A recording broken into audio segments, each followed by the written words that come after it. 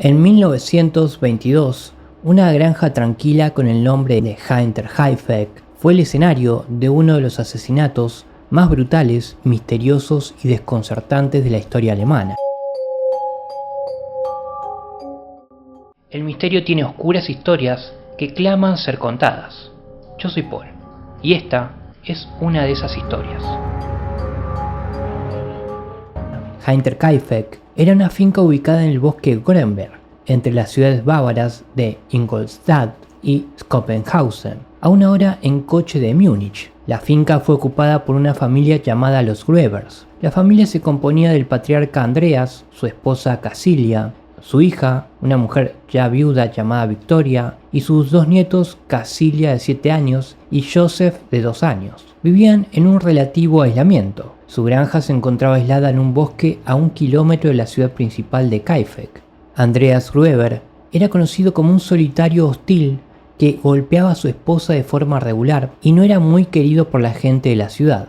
También se rumoreaba que el nieto más joven, el pequeño de 2 años, Joseph, fue el resultado de una relación incestuosa entre Andreas y su hija Victoria. Andreas se decía que estaba tan obsesionado y enamorado de Victoria que él había prohibido activamente que se casase de nuevo y la mantuvo bajo su estricto control.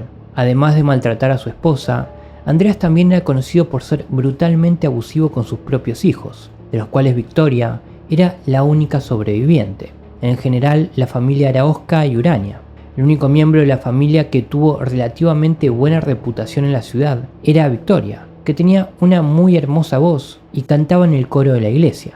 El misterio de la granja comenzó cuando la criada, de repente, renunció a su trabajo y se fue de inmediato.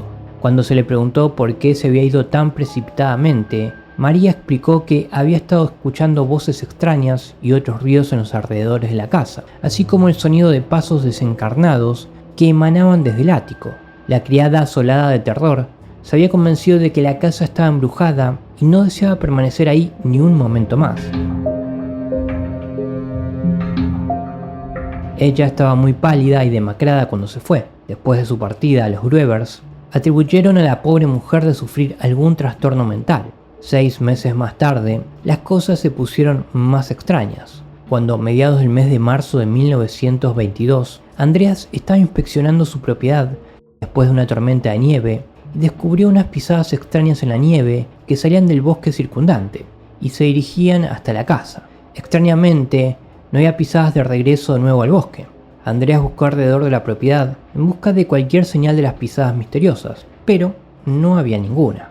Alarmado de que un intruso potencialmente peligroso podría estar escondido en su casa, Andreas realizó una búsqueda exhaustiva en la casa, e incluso el granero y cuarto de herramientas, pero no encontró más pisadas y no había señales de un intruso.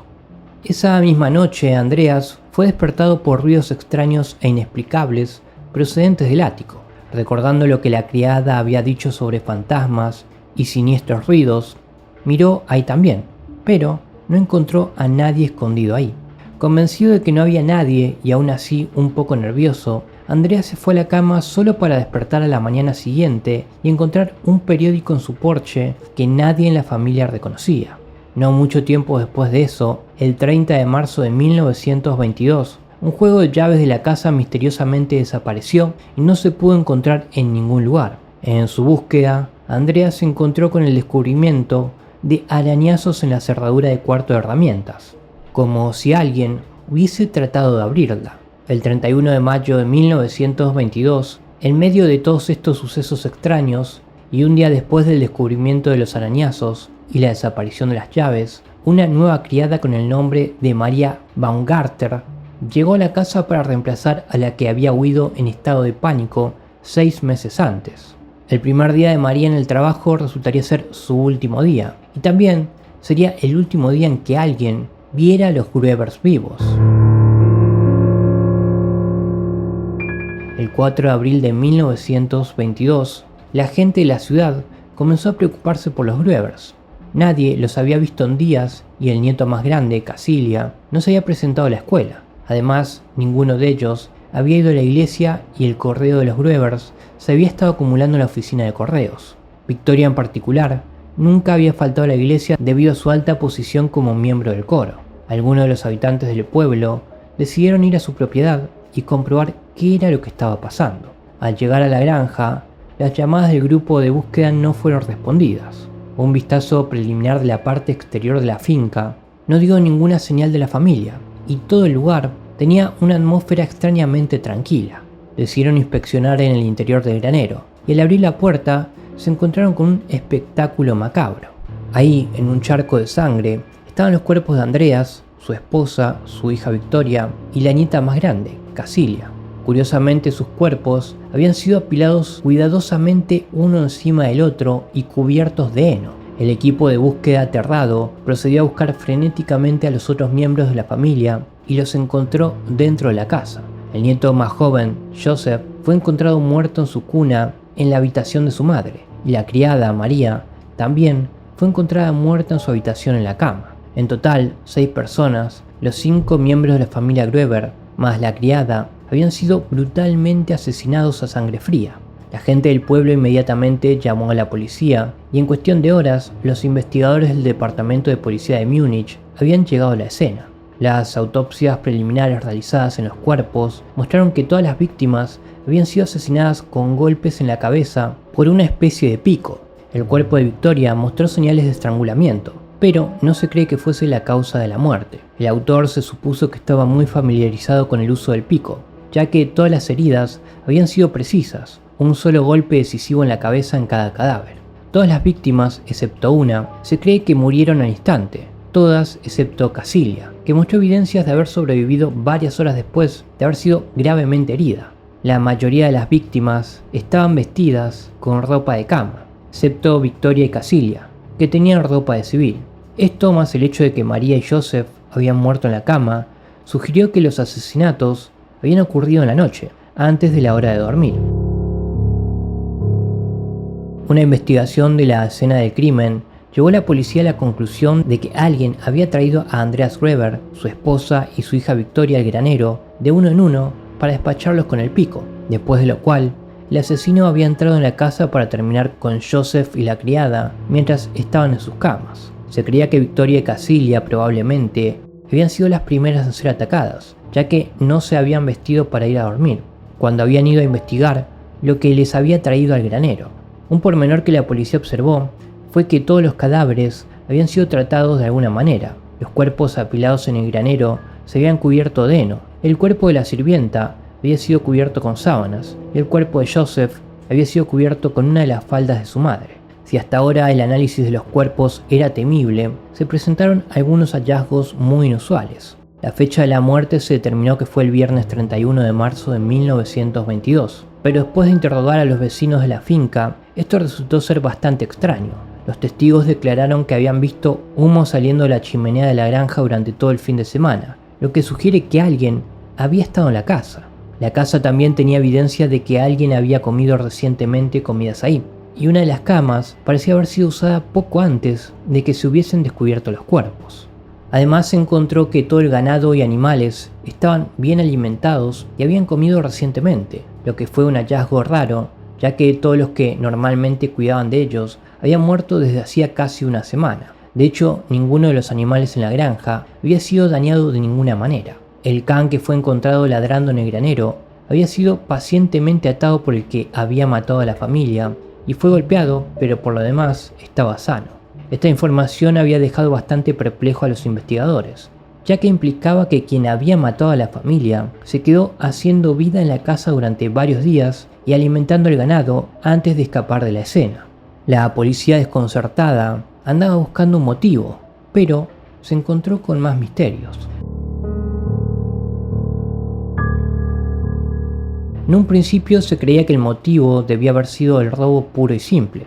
Después de todo, los Grubers eran una familia muy rica y no era raro encontrar vagabundos y ladrones en la zona. Sin embargo, aunque algo de dinero faltase, una importante cantidad de monedas de oro y joyas de valor no habían sido robadas. Seguramente un ladrón que hubiese pasado días en la granja después de los asesinatos habría descubierto estos objetos de valor. Curiosamente se encontró que Victoria había vaciado su cuenta bancaria unas semanas antes y dio una donación de 700 Goldmark a su iglesia, pero el resto del dinero estaba en paradero desconocido.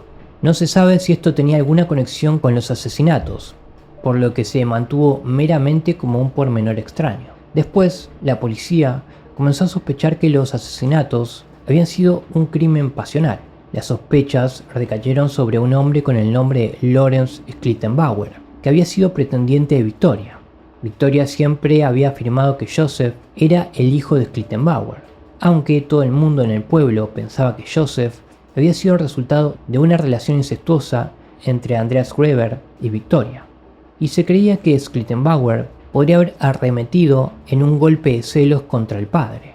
También podría haber sido para escapar de los pagos de la pensión alimenticia, ya que más tarde se supo que Victoria había estado a punto de demandar a Schlittenbauer por este derecho antes de los asesinatos. Schlittenbauer se había vuelto a casar y tuvo un niño en ese momento, pero murió por desgracia a una edad temprana, y tener que pagar una pensión alimenticia para un niño que ni siquiera podía estar seguro que fuese de él, podría haber sido un desencadenante de violencia. Otros pequeños pormenores extraños también parecían apuntar a la participación de Schlittenbauer. En primer lugar, él fue uno de los miembros del primer grupo de búsqueda que habían ido a la finca para buscar a los Grevers. Mientras estuvo ahí, se informó de que el canino atado en el establo había tomado una aversión particular hacia Schlittenbauer y le había ladrado profusamente todo el tiempo que había estado ahí. Además, un testigo dijo más tarde que Schlittenbauer había parecido imperturbable por la visión de los cuerpos ensangrentados y pudo mover los cuerpos en el granero sin mostrar ninguna señal de disgusto.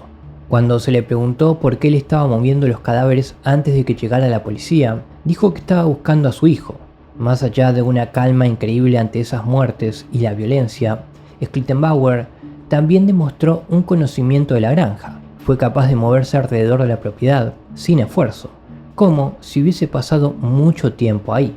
Todo esto sin duda llamó la atención y el hombre fue interrogado extensamente por la policía, pero al final simplemente no tenían suficientes evidencias que lo relacionaran con el crimen y nunca fue detenido por esto. De hecho, hasta la fecha, nadie ha sido detenido por el crimen. Independientemente de quién realmente cometiese los asesinatos, hay muchas otras características inexplicables del caso. ¿Por qué el autor se escondería en la granja durante tanto tiempo antes de hacer su movimiento? Seguramente las pisadas y ruidos en el ático deben haber sido las del asesino, pero estos eventos sucedieron mucho antes de que los asesinatos tuvieran lugar. Si la sirvienta original, que renunció por miedo, hubiese escuchado al asesino, entonces eso significaría que el culpable habría estado escondido en la propiedad por un total de al menos 6 meses. Además, ¿por qué se quedaría el asesino casi una semana después de los asesinatos e incluso alimentando el ganado? ¿Qué propósito perseguía?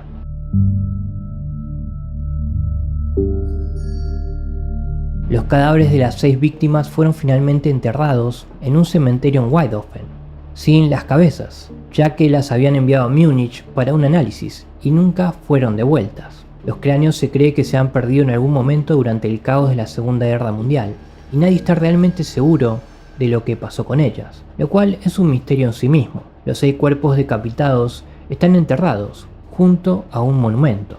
La investigación de los asesinatos de Hinterkaifeck, en última instancia, continuaron por años, con más de 100 sospechosos interrogados sin que la policía estuviese más cerca de resolver el misterio, y el caso se ha convertido en uno de los misterios sin resolver más perdurables de Alemania. Al día de hoy, ni un solo sospechoso ha sido detenido por los crímenes. La policía se puso tan desesperada que incluso contrataron clarividentes para encontrar los cráneos de las víctimas, sin ningún efecto. Con los años, los misteriosos asesinatos se han convertido en un terreno fértil para los detectives aficionados para debatir y sumar información en la búsqueda de respuestas, al igual que los debates similares sobre el caso de Jack el Destripador. Muchas teorías cerca de lo paranormal se han propuesto para tratar de obtener una luz sobre el misterio. Una idea era que el ex marido de Victoria, Carl Gabriel, llevó a cabo los asesinatos. Aunque Gabriel supuestamente había muerto en las trincheras de la Primera Guerra Mundial, su cuerpo en realidad nunca había sido encontrado y nunca había recibido un entierro apropiado, por lo que se especula que pudo haber regresado por su esposa. Al enterarse de la relación incestuosa de Victoria con su padre y de su relación con Schlittenbauer, podría haber acabado en un crimen pasional. Esta teoría fue alimentada por los informes de dos personas que afirmaban haber conocido a un soldado ruso después de la Segunda Guerra Mundial que había afirmado ser el asesino de Hinterkaifeck. Se ha especulado que él, originalmente, fingió su muerte para ser libre de su esposa, pero había cambiado de opinión y volvió solo para encontrarse con que su mujer tenía otra relación.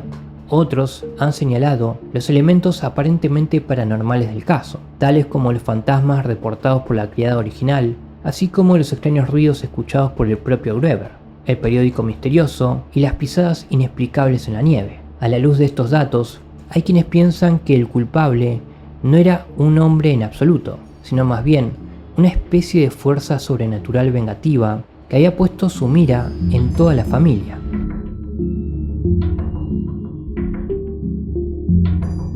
Es un caso desconcertante que plantea tantos interrogantes y misterios inexplicables que hasta la fecha no está más cerca de ser resuelto de lo que estaba en 1922.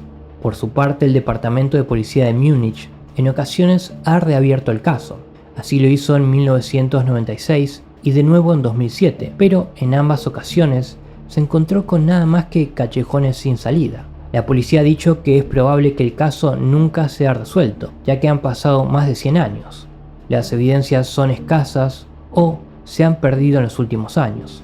Los testigos y sospechosos han muerto, y debido a las técnicas de investigación de esos días, que eran bastante primitivas, resultan registros incompletos y pruebas mal catalogadas. Esto no impide que los aficionados traten, debatan y discutan sobre los asesinatos, y es probable que continúe durante muchos años. En Alemania, el caso de los asesinatos de Hinterkaifeck se ha convertido en una leyenda, y es el tema de varios libros y películas. La granja en sí es cosa del pasado, al haber sido demolida en 1923 por los pobladores descontentos con tener semejante monumento a la muerte y el horror aún en pie en los alrededores.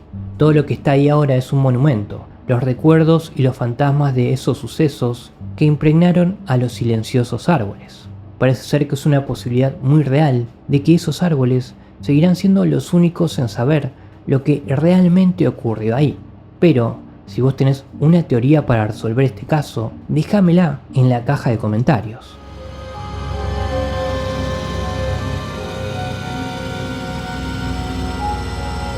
Espero te haya agradado esta oscura historia. Si fue así, considera suscribirte al canal y darle like al video. Que tengas una buena noche.